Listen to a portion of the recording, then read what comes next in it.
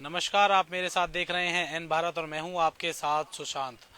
हमारे समाज में दहेज प्रथा एक जो है कानूनी अपराध है, परंतु दहेज के जो लोभी हैं आज भी दहेज लेते हुए नजर आ रहे हैं। वहीं जो बहन बेटियां हैं दहेज का लोभियों का शिकार बनती हुई नजर आ रही हैं। वहीं एक ताज़ा मामला मैं आपको बता दूं कि गांव चंदावली से आया है। गांव चंदावली की बेटी है और प्याले का जो लड़का है शादी को जो 10 महीने हो चुके हैं, परंतु दहेज के जो लोभी थे लगातार दबाव बना रहे थे और जो दहेज है वो लगातार मांग रहे थे। परंतु जो बेटी पक्ष है उनके पास इतना पैसा नहीं था कि दहेज के जो लोभी हैं उनका जो पेट है वो भरने का जो काम है वो कर सके। परंतु उस बेटी को एक फोन आता है भाई के पास और बहन का, और उसमें बताया जाता है कि भैया ये जो लोग हैं मुझे मारते हैं पीटते हैं और जो मैं जो है वो जीना चाहती हूँ। परंतु जब फोन आता है रात को कि दो आपकी बहन है उसने जो जहर है वो खाने का काम किया है, परंतु अब इन लोगों का शक है कि उन्होंने जहर नहीं खाया है, वो मार डाली गई है। हम जानने की कोशिश करेंगे। तमाम जो यहाँ के लोग हैं चंदावली के लोग यहाँ पर मौजूद हैं। देखिए, भैया से जानेंगे कि वहाँ से मौजूद हैं।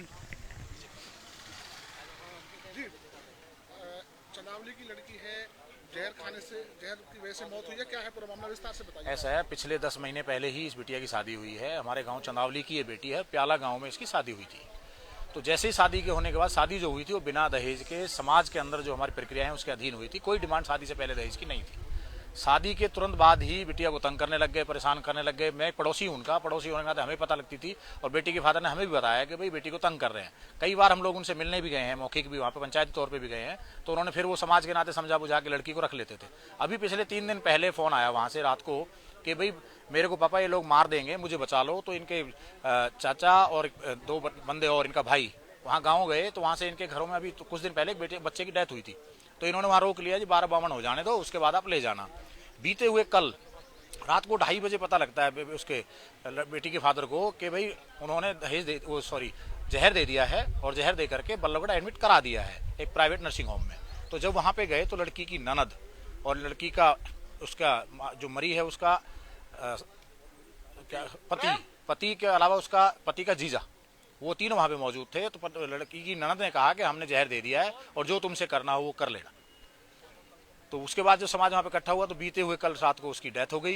डेथ होने के बाद भी अभी तक भी किसी भी तरीके की कोई भी गांव की तरफ से या उनके घर की तरफ से कोई कार्रवाई जिस तरीके की होनी चाहिए सामाजिक नाते वो नहीं हुई है। फिर कल उसका जो नंदेव, लड़की का नंदेव और जेठ, वो वहाँ पर मौजूद थे। तो परिवार वालों ने हमने ही पकड़ के उनको पुलिस के अंदर दिया था और अभी पता चला है कि भाई वो जो लड़की का हस्बैंड है वो पुलिस की कस्टडी में आ चुका है। अच्छा, कब से परेशान कर रहे थे दहेज को? शादी होने के मुश्किल से 1 महीने बाद ही इन्होंने लड़की को टॉर्चर करना शुरू कर दिया था।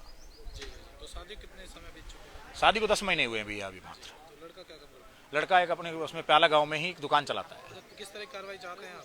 कार्रवाई यही है कि जो इस तरीके के लोग हैं उनको एक मैसेज जाए, कड़ी से कड़ी सजा मिले और ताकि कोई दूसरा व्यक्ति इस तरीके के कदम को ना उठाए, यही सरकार से और न्यायपालिका से मांग है। जी बिल्कुल, देखिए सेक्टर 58 थाने का मामला है और कहीं ना कहीं अब ऐसे दहेज के जो लोभी हैं वो अब आगे जो है बहन बेटियों को परेशान करते हैं और बहन बेटियों को परेशान करके जो लोग हैं वो अब बेटी जो है मौत के मुंह में समा जाती है और खुद ये कहते हैं कि हमने जो है बेटी को, आपकी बेटी को बात करें जहर देकर मार डालने की, परंतु जहर देकर यहाँ पर मार डाला गया। और अब देखना यह होगा कि किस तरह की जो कानूनी कार्रवाई है वह पुलिस करती है। फिलहाल आप मेरे साथ देख रहे थे एन भारत। नमस्कार।